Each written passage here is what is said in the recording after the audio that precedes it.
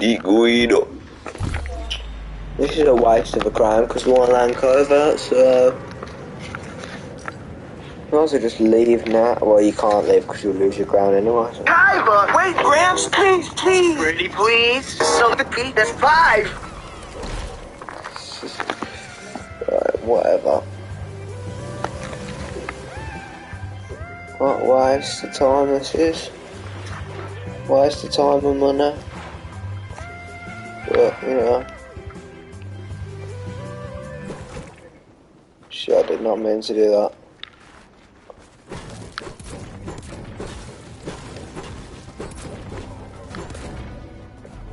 God.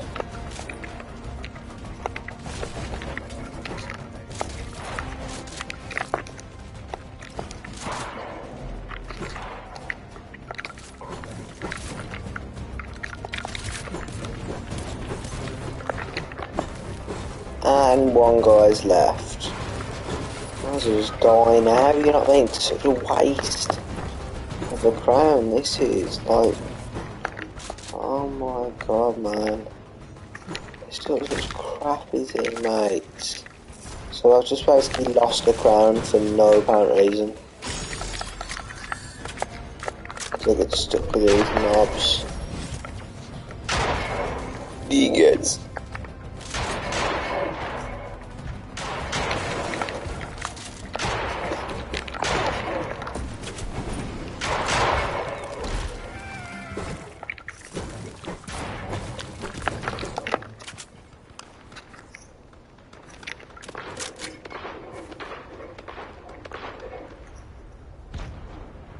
Where is this idiot then?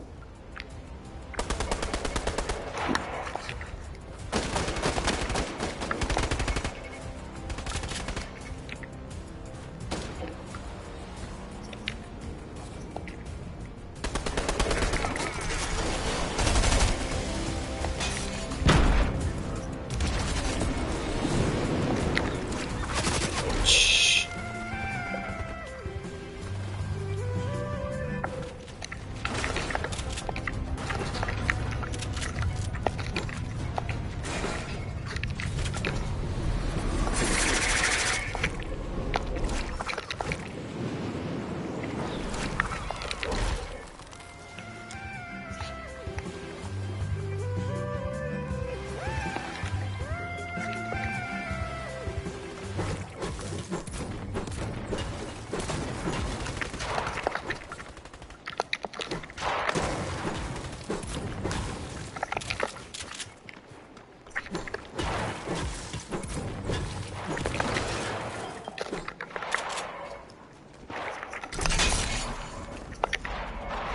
He's just waiting at the ball, I think. Like a complete dick. Oh, look at this, utter waste of space, man. Oh, look at this, utter waste of time. You fucking waste of space. Oh, kids, man. These are the idiots you get stuck with, like.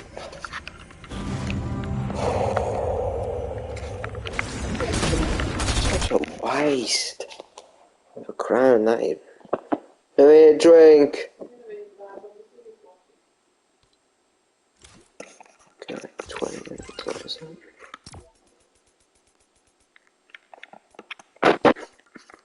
Yeah, I'm gonna move him now.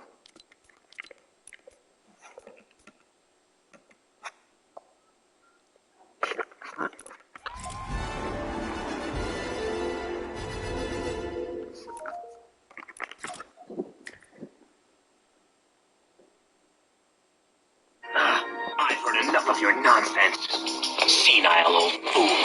Kyber! Wait, Gramps, please, please! Pretty please? So the beat at 5. Name your price. I can pay anything you ask. Your company. Nonsense. Senile old fool.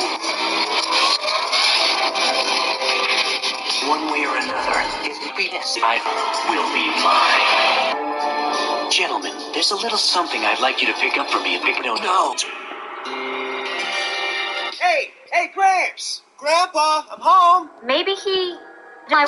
Maybe, but why would he leave the door unlocked? Hello? Hello? Game crazy. Kaiba?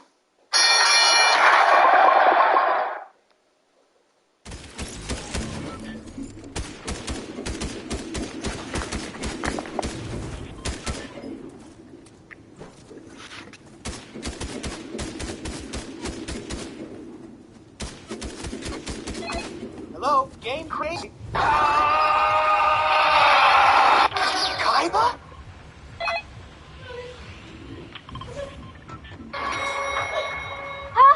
Grandpa! Grandpa! Are you okay? Yes.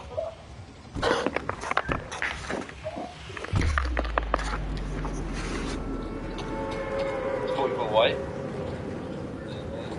Did you kill him? Oh, okay. Right, push quick. Let's push quick. I'm going straight across because we can't let him rest and get the boat. They'll have all of it. That's okay. We're going out. Good shit, bro.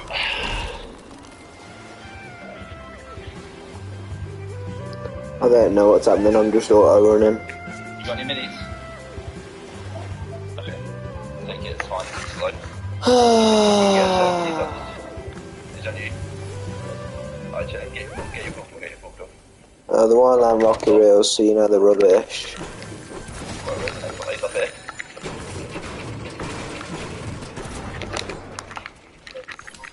Well done, bro. Well done. Good shit, bro. Right, let's sit on this for a sec. Right, you can go loot boat, and that gives us a pad as well. Good fucking shit, bro. Right, I'm gonna try and turn my whole PC up, hold on, because I think everything's a bit quiet.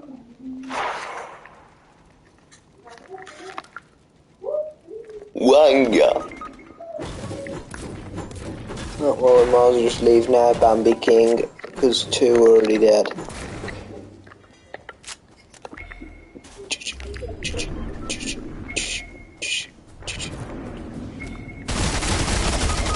Oh, well, that's bollocks. Right, leave. Do not finish me off, so it takes me off of the screen.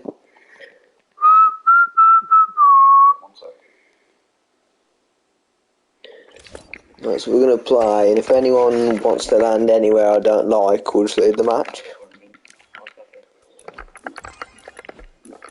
For example, Rocky Rails. Up to you, bro. Go S&P pump then, I'll carry on. Okay.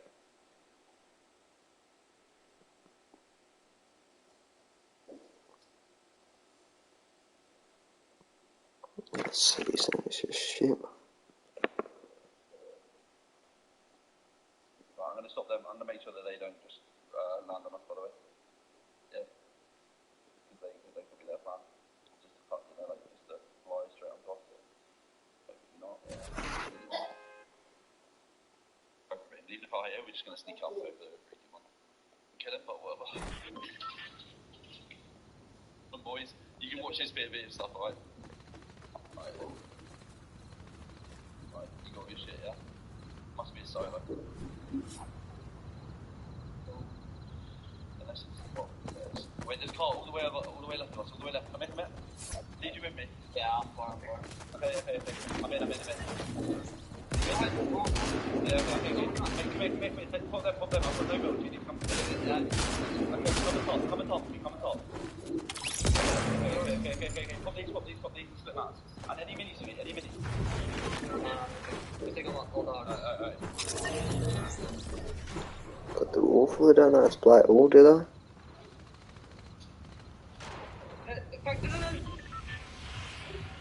Yeah, good. Next one on. I'm staying high. Give me landing on us. He's cracked me. Sure, crack me. I'm taking the ball. 120. Oh, okay, I missed my shot. Hold on. Oh my fuck. What?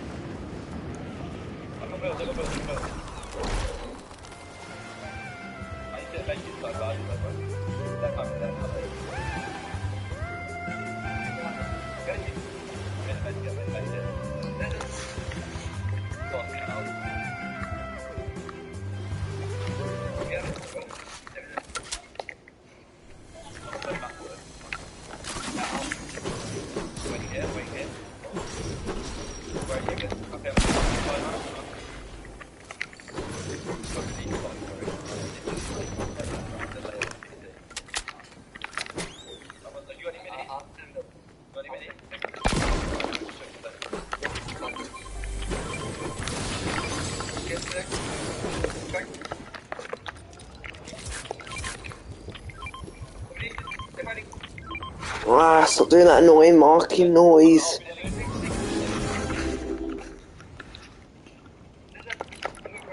Yeah, up 5 mil. You can't build there.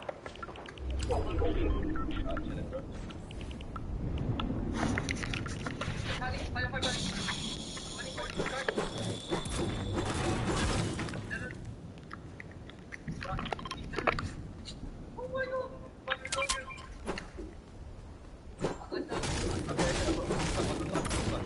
It's one of these annoying idiots which mark everything, like, oh.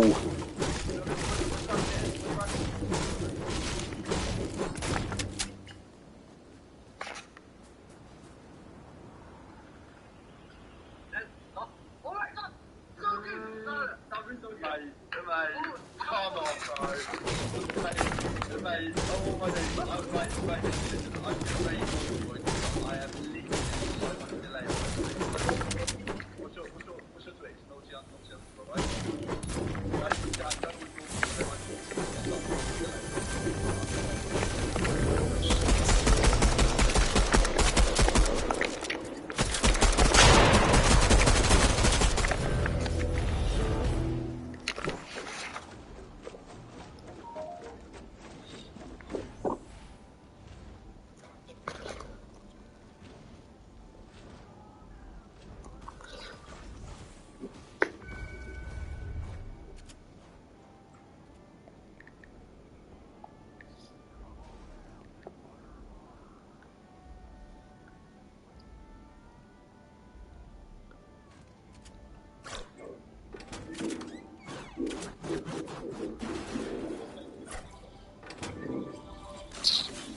I don't even want to be on the stream, I just want to go to his channel.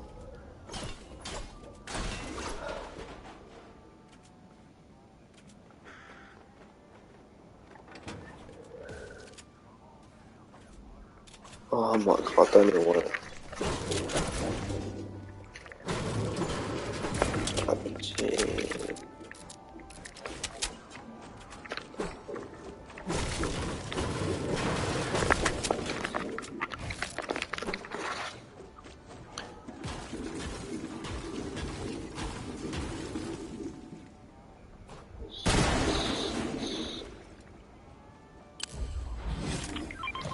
No.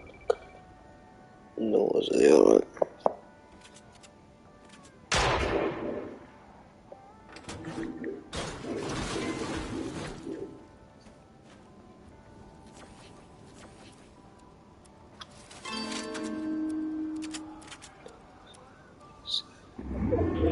Where is it then?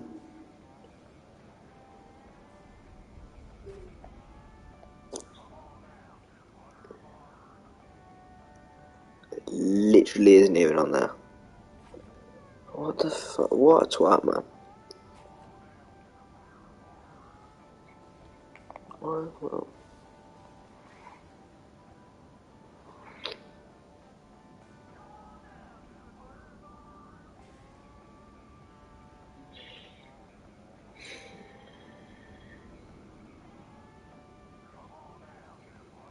At McDonald's, you will be having a 6-course tasting. Villa Team dig into that McDonald's. You will be having a 6-course tasting menu. Ooh. Starting with Rota Junmai Sake. okay. Definitely put you down. He was in Squid Game, wasn't he? Caviar.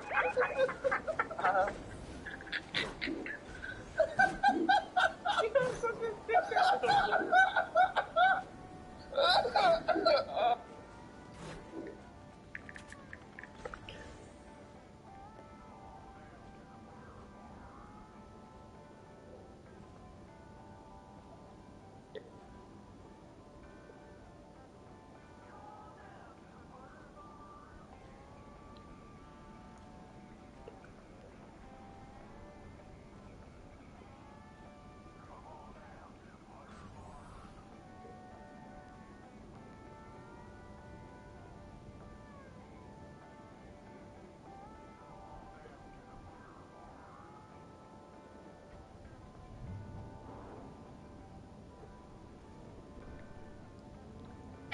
Introducing Magic Eraser on the new Google Pixel. 606.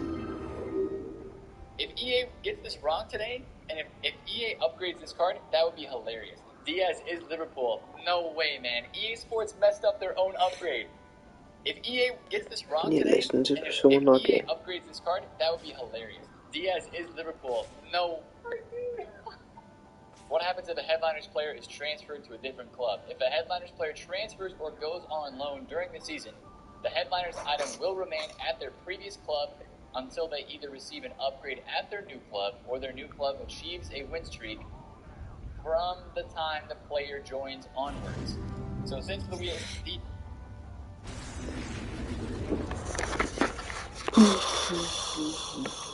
They're at Rocky Reels. I'm over here. Because to be honest, I was AFK for like ages. Well, you know that, but yeah, these idiots are like.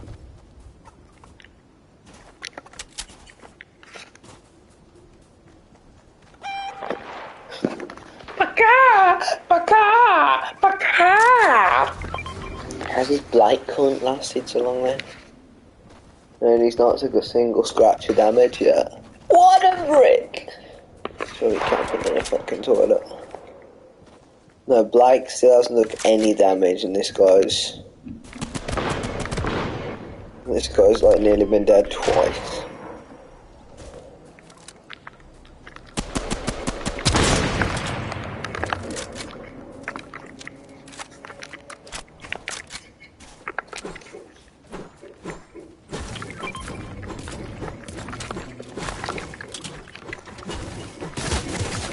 Yo, who's that knobhead?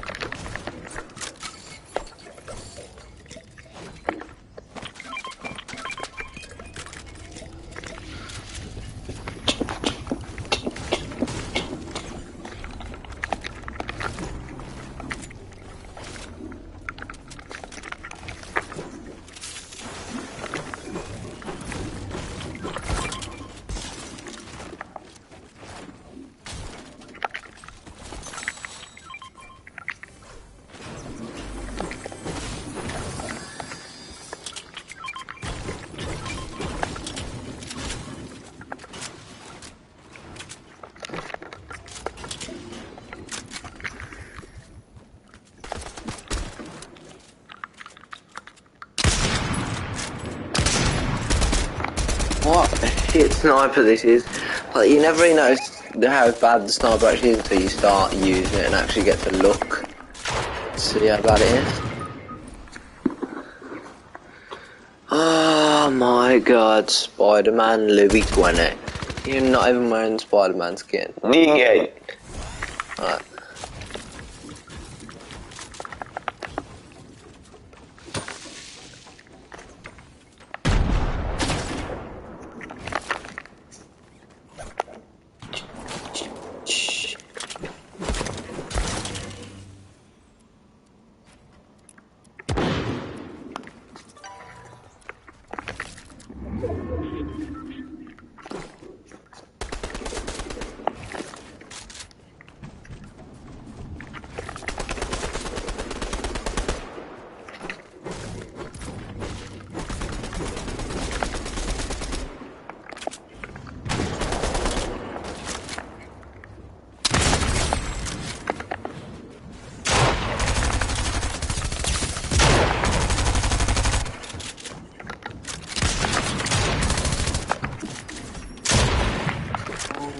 God, man.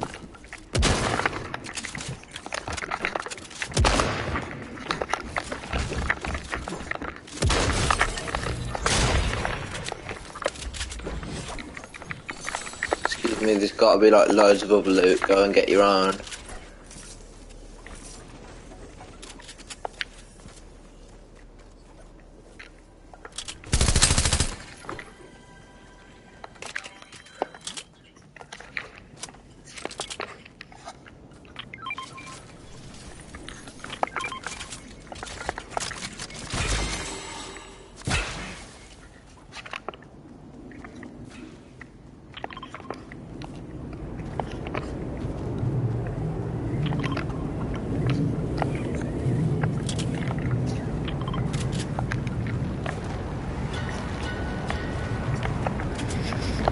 I hate how loud these are, to be honest with you. They're pointlessly loud. Like, I know it's a massive tornado, but come on, they have to be this loud.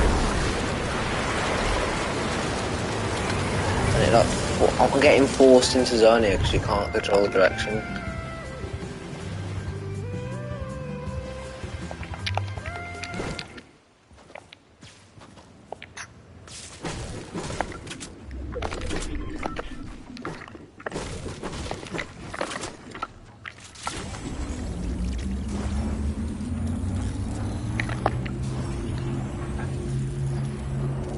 Imagine how stupid it would be if if the reboot stopped. Like if you were double rebooting and one person started rebooting, then it stopped the entire reboot. Imagine how stupid that would.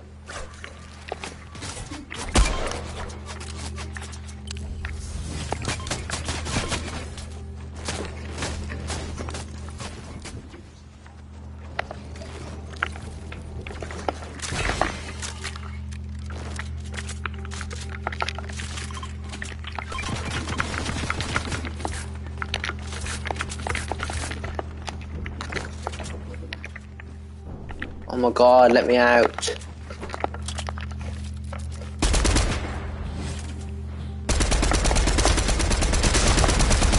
But I've got a...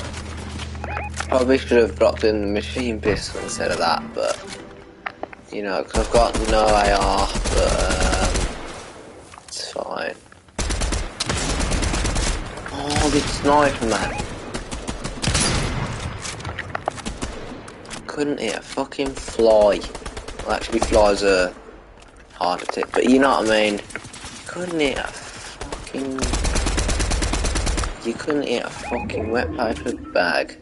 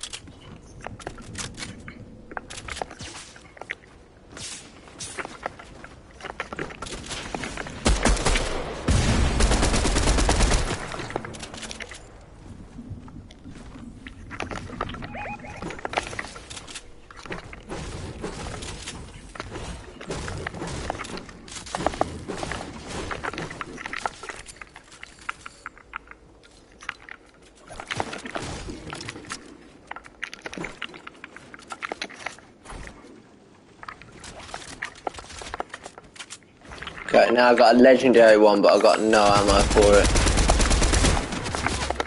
It's just great.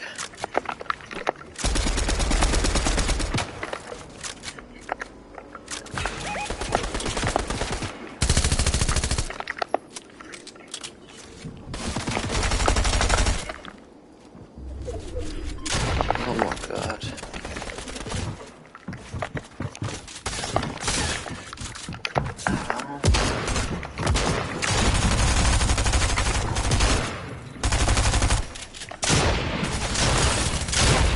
Oh my god. What the fuck is happening? I need help. Oh my god, and there's some random little kid.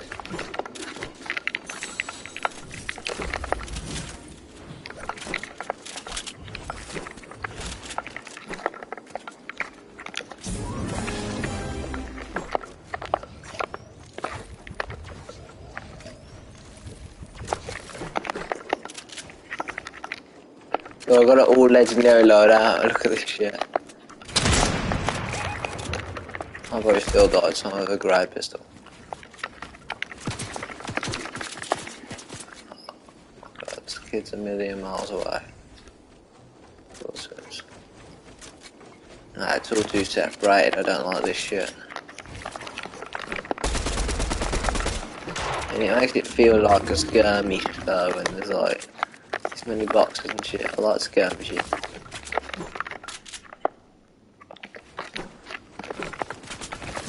go to my knobhead teammates. Got materials to waste, so might as well use them. You know what I mean, just tarping out everywhere and shit. Dr. Dick. What are you shooting at? What are you actually shooting at? You gotta be careful of these knobheads behind us. I don't know what I'm doing, to be honest.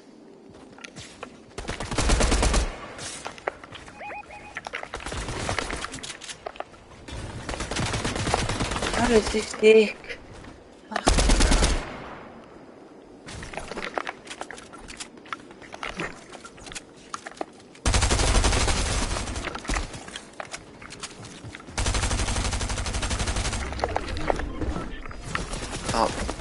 Can't build that.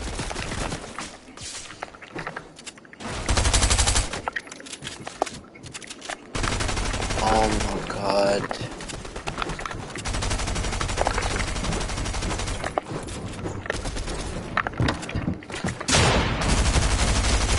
And these houses have to be so awkward and all. Why can't you build it up?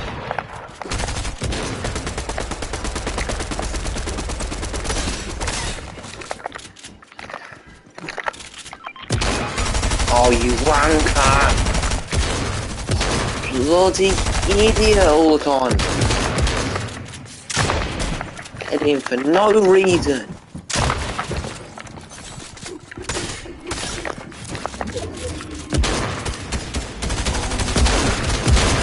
Oh my god. Why do I get stuck with the worst teammate, man? That dark fucking wildcard was so annoying. Editing for no reason. You're the worst player on the team and all, of course you are. Like just editing for no reason. Like, what a dick. Have a drink. Said that on there. I said that 20 minutes ago.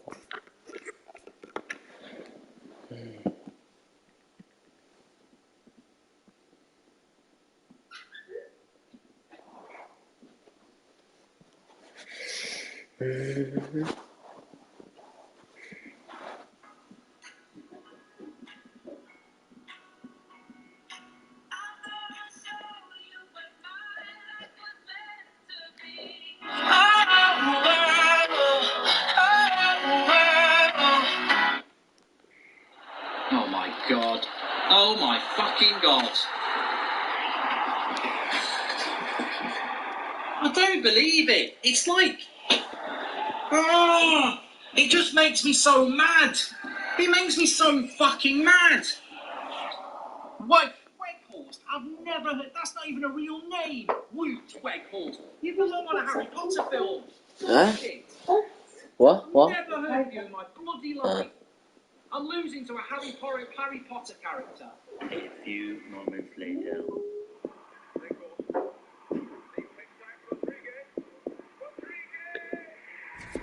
For fuck's sake, United! How the fuck has that happened already? What has gone on defensively? Hi, Mystery Recap here. Today I am going to explain an American Here we superhero go. comedy film Oh, called what a little rubbish. Spoilers ahead. Watch out. Please take care. 30 years ago, a team of 5 superheroes called the Zenith fought interstellar criminals and saved the Earth. The team leader was a superhero named Zoom. He was an ordinary man before being recruited by the US government for a special program. He had the ability to run faster than the Flash. The team also consisted of Zoom's elder brother Concussion, who was just as good as him. When the Earth was at risk of being invaded, the American military, led by General Larrabee, sought to enhance the team's powers using an experimental form of radiation called Gamma-13.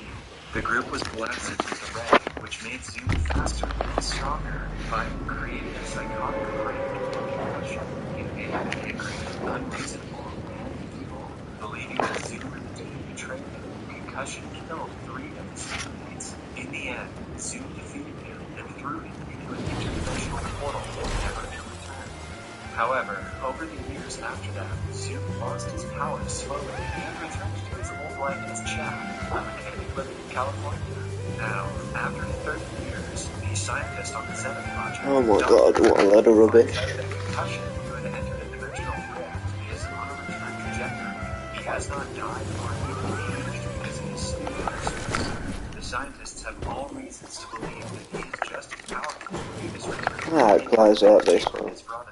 However, Zoom has become accustomed to his life as Jack and has long since lost his powers. Because of this, General Laramie wants to recruit children with special powers and train them to fight concussion when he returns. However, they only have 12 days to do so before his arrival. The only person fit to train the special children is Zoom himself. The general is sure that he will not cooperate, so he orders Grant to bring him to face one way or another. Then, we see the former superhero Captain Zoom for the first time. Since being retired, he is known simply as Jack. He uses whatever power he has left to froth his coffee with his fingers. Grant and a psychologist on the Zenith Project, Dr. Marcia, come to recruit Jack for the mission. Jack thinks the idea is crazy because they do not need another set of superheroes. Sensing that he doesn't want to be a part of the mission, Grant shoots him with a tranquilizer gun and knocks him out. The General and Grant have decided to keep the return of Concussion a secret from Jack because they believe it will make him emotional and fog his critical thinking. Then, we are introduced to the youngest member of the Concussion who are yet to be Oh my god. Stupid thing. She can pick up and throw a grown person with no effort. Cindy has been using her power to fight bullies, but now wants to audition to be in the superhero team. Next is a 16-year-old high schooler named Summer. She has the power of psychokinesis and can move a person or an object using just her mind. She can also read people's minds to some extent. Because Summer is always alone at school, she is considered an outcast by many. Hence, to try to fit in, she wants to audition for the superhero team. Then, there is 17-year-old Dylan, who can become invisible at will. He uses the power to outsmart his teachers, but always gets in trouble. Lastly, 12-year-old Tucker has the most unique power. He can blow up the size of any part of his body and make himself giant. In the training base, Jack gains consciousness and is told that he will be given $500,000 if he agrees to train the newbies. But if he declines, he will be sent to prison under a false accusation. Jack accepts the offer, but he still insists that the world doesn't need superheroes anymore. Following that, he officially meets Dr. Marcia, who is his biggest fan. She collects the first edition of all Zenith comics and is obsessed with Zoom. Jack sees the candidates for the next team of superheroes and is shocked that they are all kids. He jokingly asks if they're auditioning for the spelling bee, but Grant claims that all the kids who are participating have been given unique powers at birth. According to Dr. Marcia, they will have to naturally enhance the children's power because the risk with Gamma-13 is too high. The kids show their special talent. Some blink too fast, while others are farting machines. By the end of the day, Cindy, Summer, Dylan, and Tucker are selected to be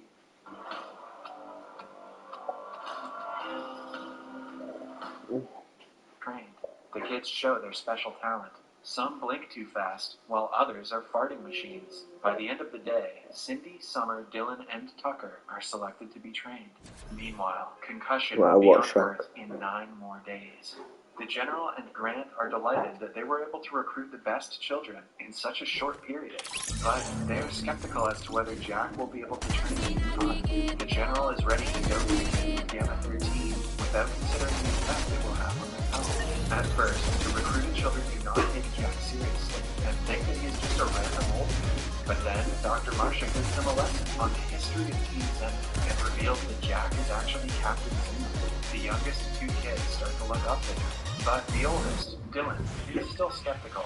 The scientists, including Jack, check the extent of the children's powers by making them use their respective abilities. Cindy always dresses in pretty pink dresses, even while carrying tons of weight. Jack finds her annoying, but the little girl talks to him every chance she gets. Dylan, on the other hand, is the most troublesome of them all. He disappears while they try to evaluate his powers. The facility develops a new alert to Dylan just to catch him. One day, after evaluation, Jack asks Dr. Marcia what they're training the kids for, but she insists. The truth is, Let's make gliding quicker because it seems quick for some in reason. a meeting with the general and other officials from the military, she presented the results of their last week's evaluations. It is revealed that the children are capable of channeling an unfathomable amount of energy, but currently they are subconsciously suppressing their full abilities. Jack tries to enter the meeting, but is escorted out by security. The following day, Grant takes the kids and Jack to a lab where they meet Mr. Ped, an AI robot that was built to keep teams in the company. With Ped's help, Jack takes the children to a room where their old space saucer is kept. He secretly loads the kids up in the flying vehicle and takes them out for a ride. They fly a Wendy's drive-thru and get themselves lunch. Everything goes well. The events are and people start to believe that the Earth is being invaded by ice cream-eating aliens. The scientists at the base find out about Jack's little trick, but they take no action against the aliens in themselves. Jack is woken up by little Cindy in her house. She had a bad dream and wants to sleep Jack's room for the rest of the night. He goes back to the little girl and allows her to sleep on the couch, bolted to the wall. Cindy digs in and pulls the couch out with her. The following day, the scientists put the kids in a room filled with hundreds of paintball launchers to train them to dodge bullets. After that, they train on triggers and test their powers in a one-on-one session with Jack. Although they are getting better at using their specific strengths, they still have a lot to improve on.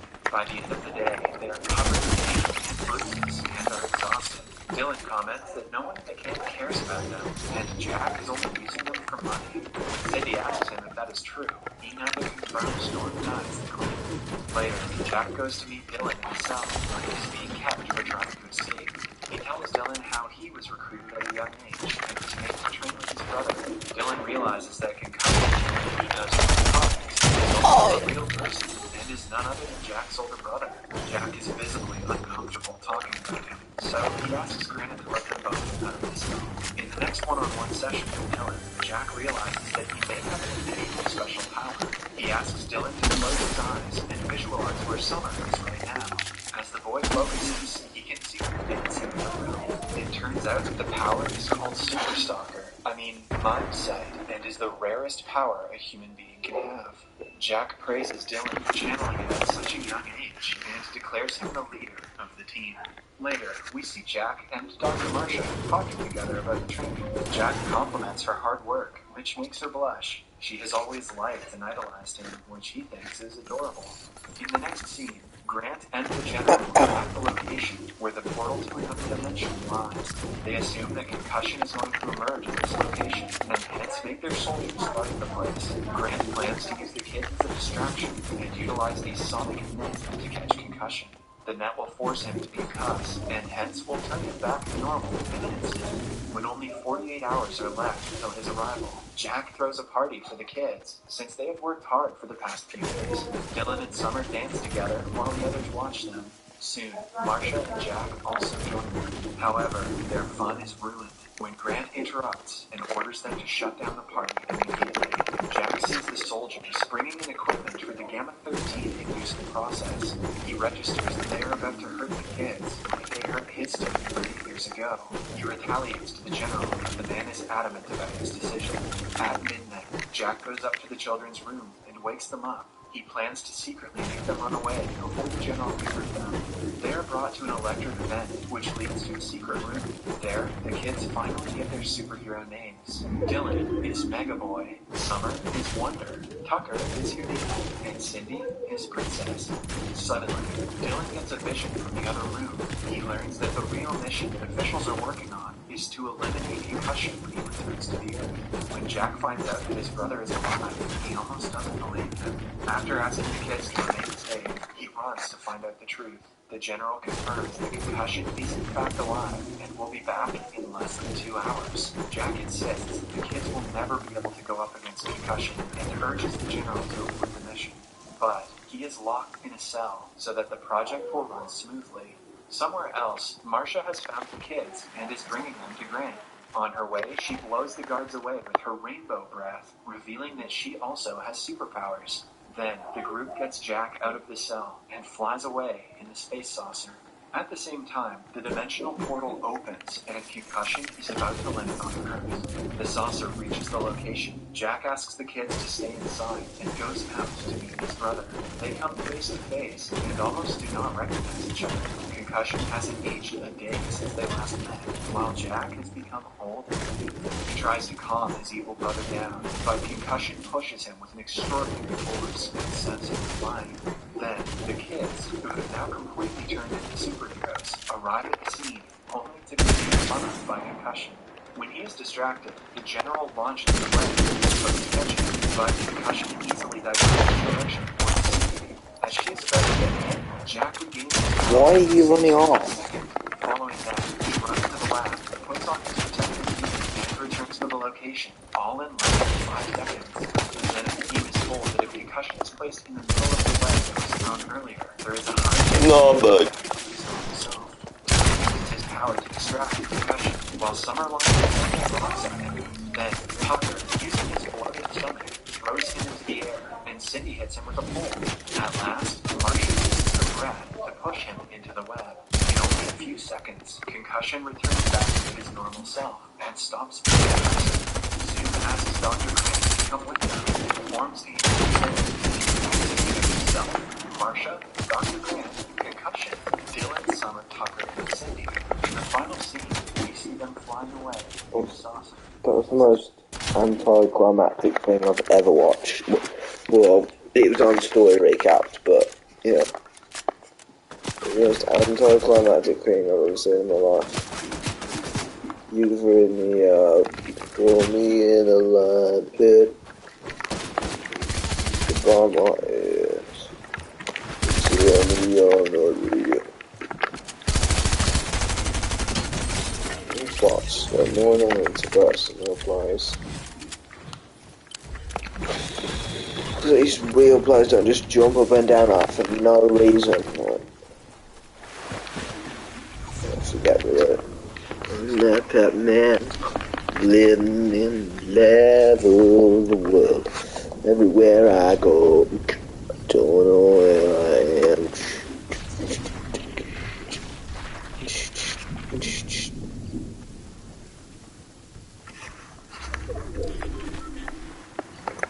Call me crack, call me Mr. Gold.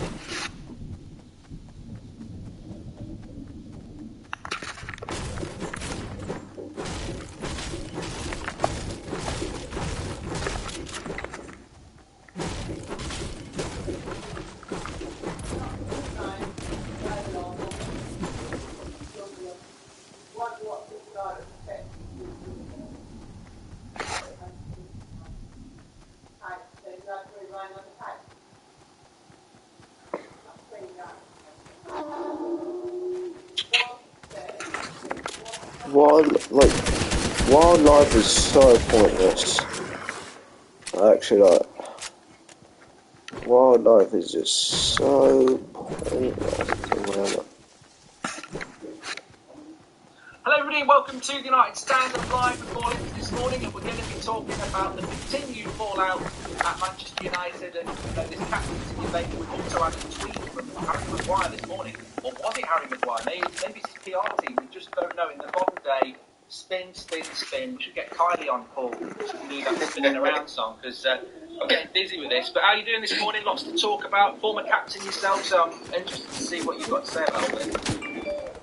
Right, yeah. Listen, again, it's another week where, you know, there's always coming out again, leagues coming out again. There's always something happening at Old Trafford. Positive results, you know, we got a 2-0 result this Friday, which was a great result. But, you know, again, you know, so for some reason we're not talking about the team, we're talking about something else, aren't we, for some reason. Yeah, I think you hit the nail on the head to start off with there. It's like, you know, we've had a good result. I think we'll get a good result against Leeds. We'll talk about that in a bit. But, you know, this has been going on for weeks. We've been talking about this pretty much since before Christmas.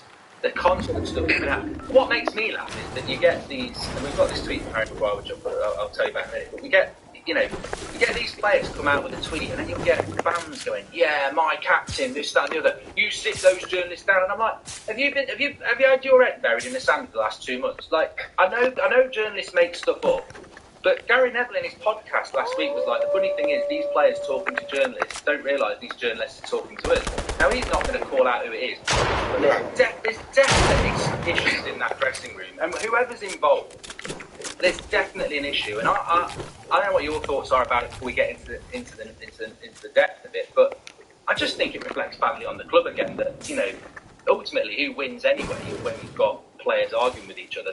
There has to be somebody somewhere. It reflects badly on any leader that they've not been able to get hold of it. Listen, for me, listen, it's always tough, you know, unless you know who the source is, unless you know who the players are, and we know, and I know from my time, you know, when players were speaking to journalists, the journalists will never reveal their source. Yeah. So, you know, it's not like a manager can go into the change room and say, right, lads, from this moment on, I don't want no one on social media, I don't want no one talking to the press, I don't want nothing coming out the press. That's what you probably want to do as well, Randy, at this important stage of the season. But it's just hard to know. Unless you know the sources, you can't stop people from picking up the phone or texting their journalist mate going, hey, this is going on, put that in. You know, and it might not be... Also, he's got no... Sorry to interrupt, Paul, but he's also got no authority, has he? I mean, the club wouldn't let him let Lingard go. They wouldn't let him get a midfielder. He's only here as an interim. But at the same token, he's still in charge. He's still the one who picks the team. You know, he's still the one who sets the team out, and he's still the one who barks the orders to the players. And, you know, it's just not impossible to stop people talking to the press. It happened in my time. I don't know what went on. You know, it's like the Paul Gascoigne situation before the World Cup in '98. Yeah. You know, when Glenn Hoddle told me that he wasn't in the squad, and, you know, he smashed Glenn Hoddle's room up and, you know, went back into his room for, you know, and it got out. Someone there got out because the stories just go round, and before you know it, someone speaks to their mate in the press, and this is what happened with Gaza. Next minute, it's banging the papers. So you're never going to get away from it unless the players know who these players are and put them to the sword. That's the issue. But you're right. This has been. It's like every week now. You know, and I said last week on the show. You know, can we just have a period of time where we can just focus on Manchester United? We've got a Champions League game next week. You know, we're in fourth spot. Yeah. You know, just for, you know, the sake of the fans and the sake of the club, just focus on United. Not have this stuff every week about he said this to the press, this is coming out again. It's the same old crap every week. It's not anything different. It's just players moaning to the press, and the press obviously putting it in the papers, which can't be beneficial to anybody, especially the manager, who's trying to, well, I wouldn't say trying to get a position in post next year, long term, but he's trying to get a job done. And for Ralph Rangnick, he would probably want to walk away at the end of the season thinking, well, yeah, I've achieved fourth place. You know, we've done what we've got as far as we could get in the Champions League. I mean, 80. Like, tell me you're on the game all day without telling me you're on the game all day. It's one of them, literally tell me you're on the game all day without telling me you're on it all day. Like, literally. Fucking 80. What a twat. I mean, I've only got 31. I thought that was a lot.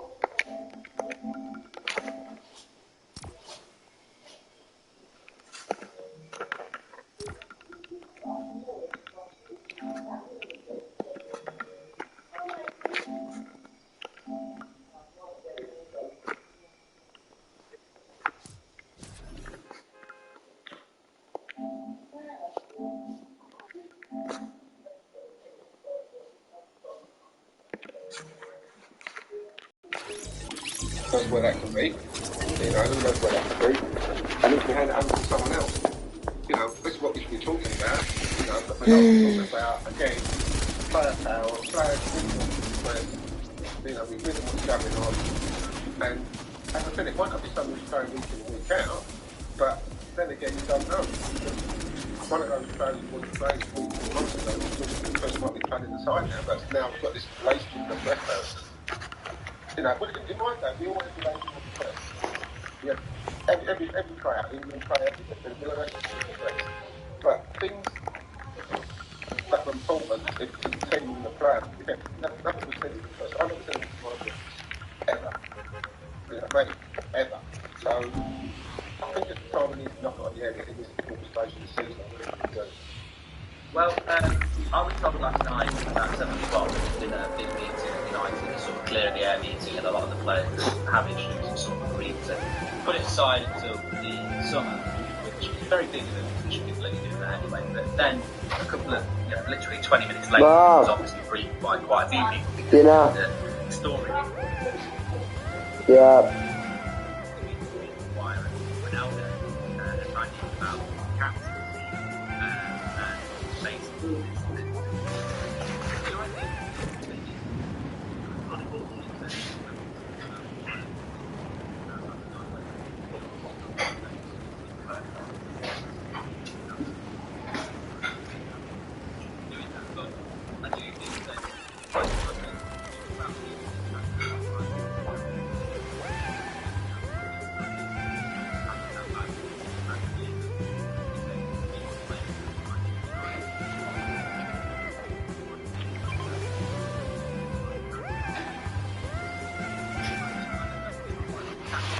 He's come out this morning and he said, I've seen a lot of reports about this looking on through Trent by the way, and I'm not going to start posting about it.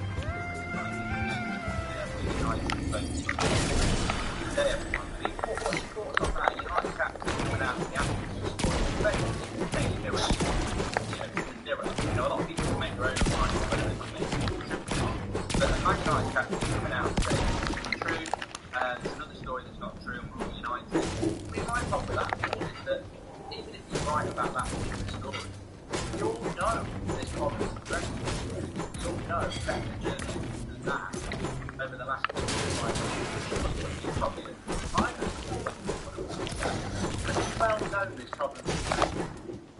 What's the Man United captain doing coming out and about the mirror? Because ultimately, I don't care about tweets. As long as there's a press bring that, that's your job.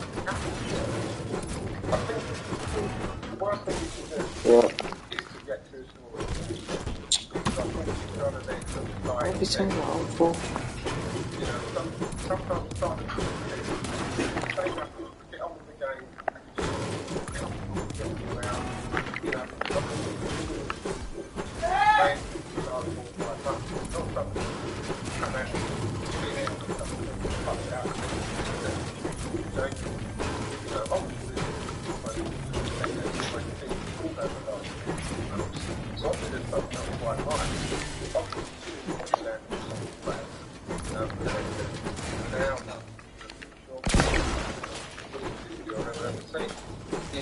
That's it. After a game was come out and said there's issues in the team, and then he got quiet. And people weeks later say there's no issues. They're so spun around by their own bullshit. They don't realise that their own players have come out and said there's problems.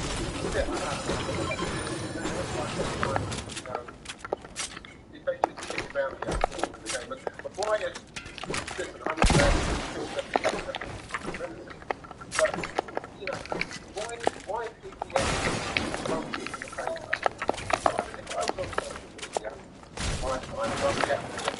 about me?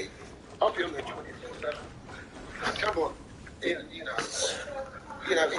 not rocket science. Just don't say a word. Concentrate on your performances. Performances haven't been that great. And the last thing you want to do is put yourself in the picture, going toe to toe with the journalist and I'm trying to convince everybody that things ain't quite right. By you coming out saying things are great, things are fantastic, it's just like someone. It's just like me being married. You know what I mean? And I'm not having a good relationship with my wife, and you say, "Paul, you're okay with the mission?" Yeah, things are great, Mark. Yeah, I love it. Yeah, we're great. But deep down, we're having problems. But I'm not going to tell you and put it out there in public. I just kind of deal with it with myself. So that's what having the guy should be doing.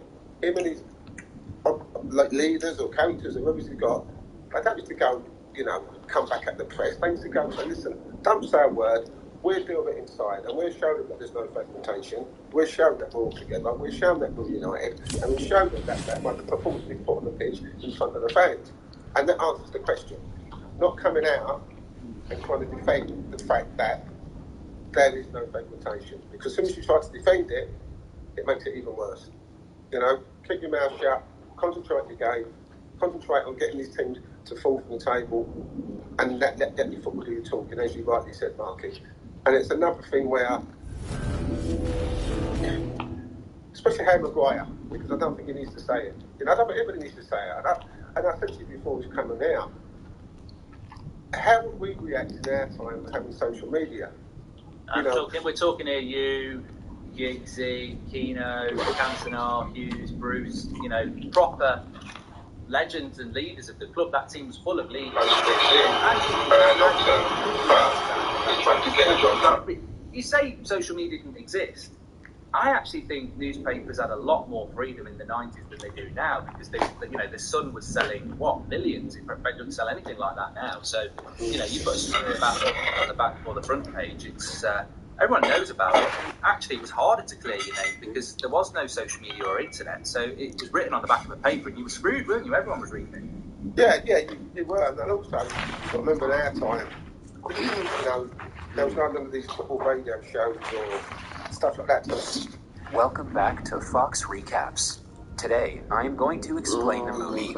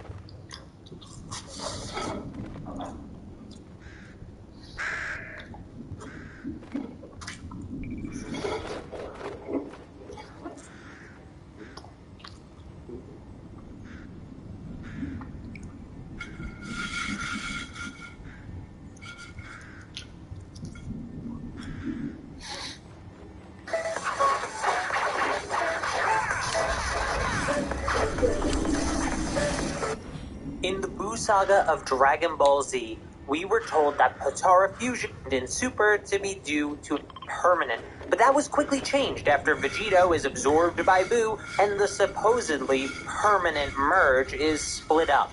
This is later explained in Super to be due to a time limit for mortals who use the Potara. But that leaves a very interesting question on the table. What if Potara fusion was truly permanent? What if Vegito never unfused? So our story starts inside of Majin Buu, where Vegito has been absorbed according to plan. Now that he's inside the pink monster, he can lower his barrier and find the others who were absorbed by Buu.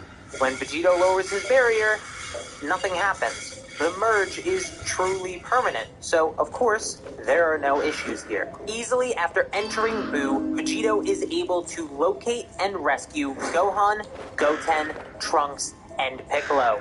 The interesting part here is Fat Buu, who's inside Super Buu, and whether or not Vegito would remove Fat Buu or not. Considering that the Vegeta side of Vegito saw Fat Buu fight Skinny Buu, and the Goku saw some good within Fat Buu as well, I think it's likely that they would. Of course, this begins to revert Super Buu to Kid Buu. But even so, Vegito is easily able to defeat Buu before he can even fully transform. Now, Buu was never defeated before about this.